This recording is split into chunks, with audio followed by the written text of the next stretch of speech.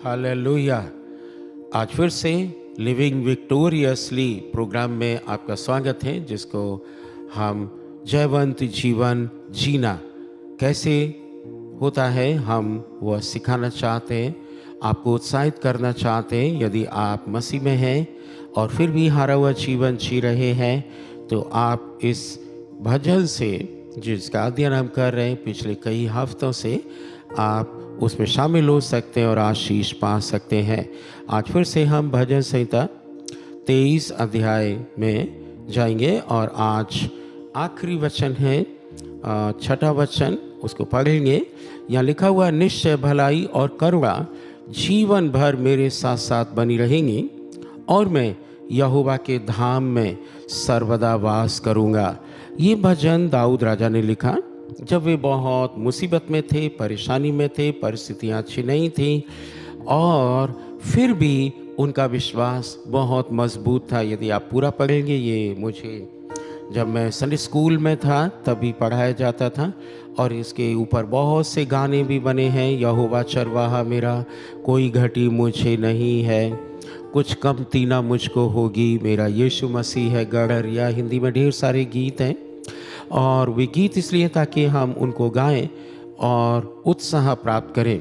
आज राजा दाऊद के माध्यम से हमको एक वचन मिलता है और वो ये है, निश्चय भलाई और करुणा जीवन भर मेरे साथ साथ बनी रहेंगी। हालेलुया। जब मैं वचन पढ़ता हूँ तो मैं बहुत आनंदित होता हूँ कि प्रभु की भलाई केवल एक दिन की नहीं है, उसकी करुणा केवल एक दिन की नहीं है। यदि आप ठीक ठीक प्रभु के साथ चलते रहें, प्रभु की आवाज़ सुनते रहें, आपके जीवन में यह लगन हो कि आप प्रभु के साथ चलेंगे, तो बाइबल अपने वचनों में सत्य है।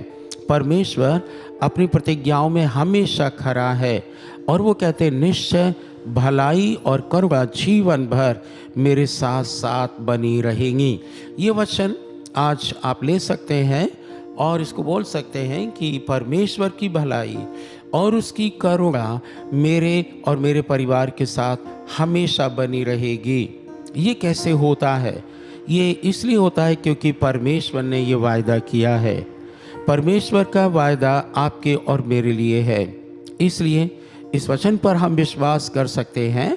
और बाइबल कहती है, पृथ्वी पर तो ये सब कुछ मिलेगा, करुणा रहेगी और उसकी भलाई हम प्रतिदिन देखेंगे। जो हम देखते हैं कि हम जीवित हैं, हमारे पास आँखें हैं, हमारे पास एक अच्छा शरीर है, हमारे पास पैर हैं, हमारे पास मुंह है बोलने के लिए, हमारे पास हाथ है काम करने के लिए। ये सब चीज़ें परमेश्वर की भलाई है जो प्रभु ने हमको दी है।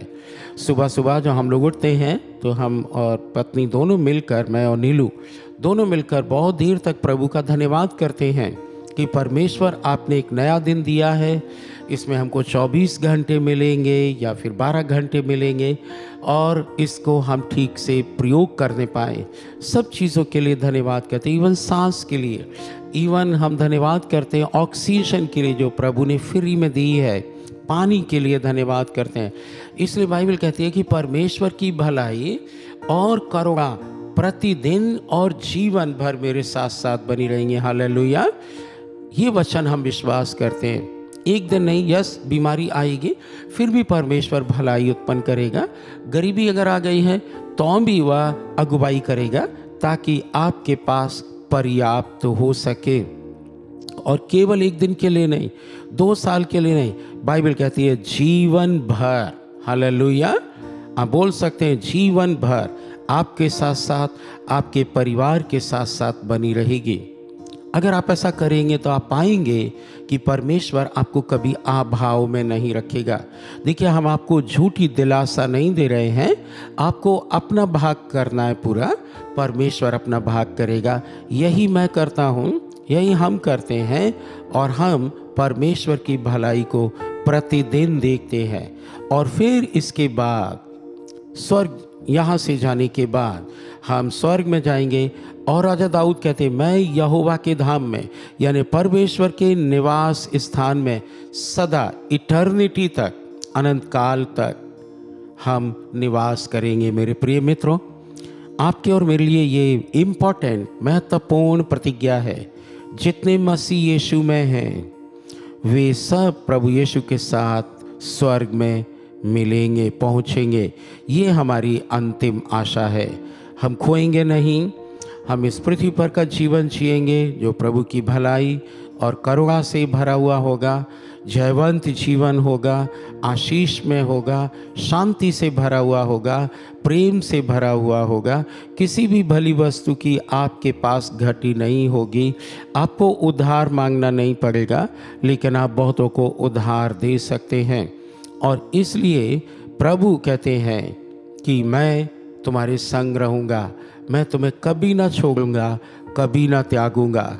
इसलिए मेरे प्रिय मित्रों, इस जीवन को परमेश्वर की इच्छा के अनुसार, परमेश्वर के भय में, उनकी भलाइयों में, उनकी करुणा में जिएं, अनुग्रह में जिएं, ताकि एक समय आए कि हम परमेश्वर के धाम में, स्वर्ग में प्रवेश करने पाएं।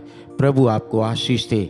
आइए प्रार्थना करें। प्रभु जी, आज फिर से हम प्रार्थना करते हैं हमारे प्रिय मित्रों के लिए जिन्होंने इन वचनों को सुना है। उनमें से बहुत से निराश हैं। आज प्रार्थना करते हैं प्रभु जी, उनकी निराशाओं को आप आशाओं में बदल दें, उनकी सहायता करें प्रभु जी। अपनी भलाई और अपनी करुणा हम सब पर बनाए रखें प्रभु जी। और प्रार्थना करते हैं कि हम लोग को तैयार करें प्रभु यीशु मसीह में, ताकि हम एक समय आपके साथ स्वर्ग में निवास करने पाएं।